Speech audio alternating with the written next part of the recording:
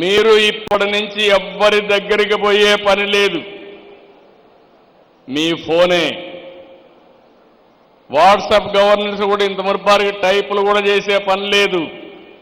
Hi అని నీకేం కావాలో చెప్తే ఆర్టిఫిషియల్ ఇంటెలిజెన్స్ ద్వారా క్యాలిక్యులేట్ చేసుకుని మీ సమస్య పరిష్కారం చేసి మళ్ళీ మీకు ఇన్ఫర్మేషన్ ఇస్తున్నామంటే అది ఈరోజు ఈ రాష్ట్రం చేసే ప్రగతి అని చెప్పి మీకు తెలియజేస్తున్నా.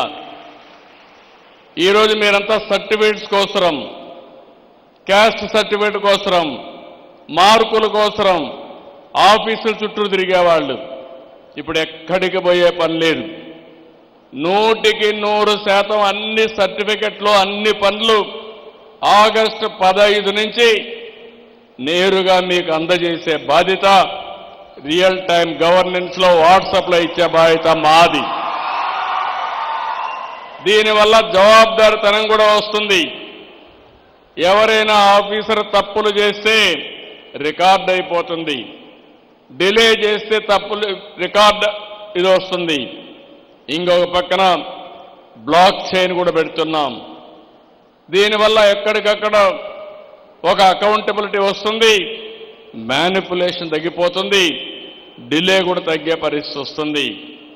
ఇక్కడ మీ అందరికీ స్టూడెంట్స్ ఇక్కడ ఉన్నారు, మీ అందరికీ ఒకటే విజ్ఞప్తి చేస్తున్నాం. ఇంతవరకు మన తల్లిదండ్రులు కష్టపడినట్టు మనం కష్టపడే పని లేదు. ఈరోజు మైండ్ పనిచేయాలి, మేధోశక్తితో పనిచేయాలి. అందుకే నేను ఒక మాట వాడాను, రాబోయే రోజుల్లో హార్డ్ వర్క్ కాదు స్మార్ట్ వర్క్ చేయాలి. అది పిల్లలు నేర్చుకోగలిగితే ప్రపంచాన్నే మీరు జయించే పరిస్థితి వస్తుంది. ఈరోజు ఒకసారి మీరు చూస్తే హిస్టారికల్ డేటా గవర్నమెంట్లో కానీ ప్రైవేట్లో కానీ డేటా బ్యాంక్ ఉంది, క్లౌడ్లో ఉంటుంది. ఈరోజు ఈ డేటా రాబోయే రోజుల్లో ఒక పెద్ద సంపద. ఆ డేటా కరెక్ట్గా ఉండాలి. ఈరోజు మీరందరూ అలవాటైంది కొన్ని ఆర్టిఫిషియల్ ఇంటెలిజెన్స్ యూజ్ కేసెస్ వచ్చాయి, చాట్ జీపీటీ కానీ ఇలాంటి కొన్ని వచ్చాయి. అందులో వాడుకుంటున్నారు. కానీ అందులో వాడుకునేది ఓన్లీ డేటా వస్తూ ఉంది, కానీ మీకు కావలసిన సొల్యూషన్ అందులో వచ్చే పరిస్థితి లేదు. అది మనం తయారు చేసుకోవాలి.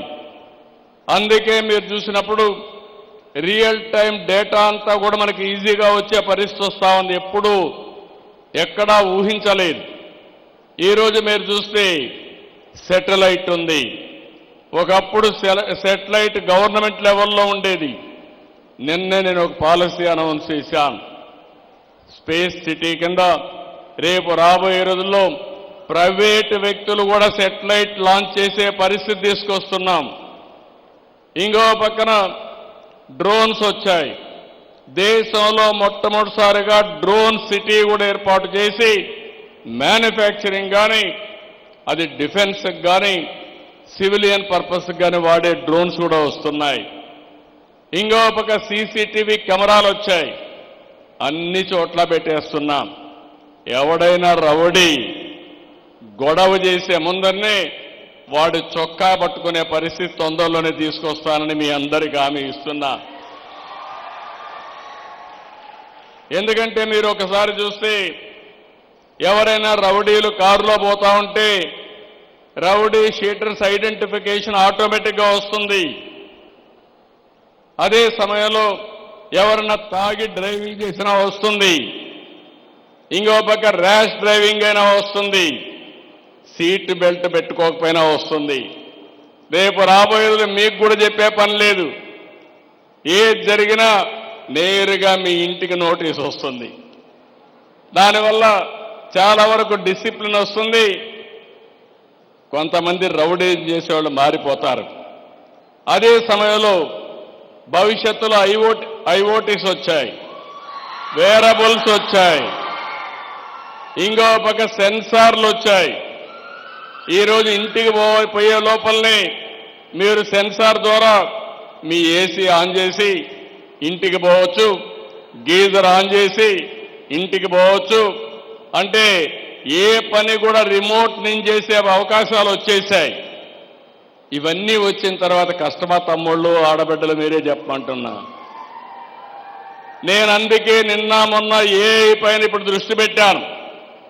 ఫస్ట్ టైం దేశంలోనే క్వాంటమ్ వ్యాలీ పేరు పెట్టి క్వాంటమ్ వ్యాలీకి శ్రీకారం చుట్టాను.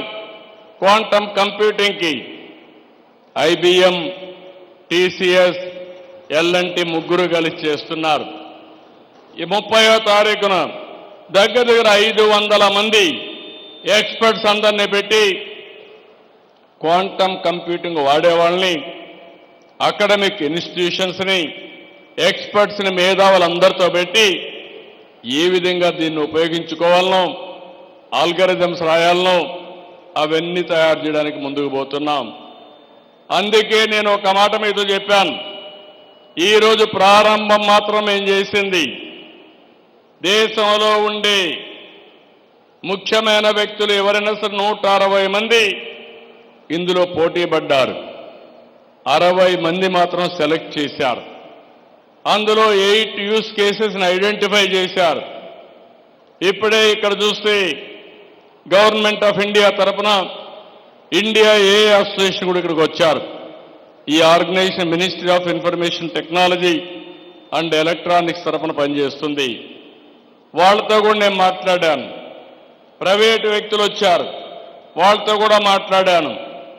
ఈరోజు మనం అందరం కూడా ఆలోచించేది బిగినింగ్లో ఉన్నాం.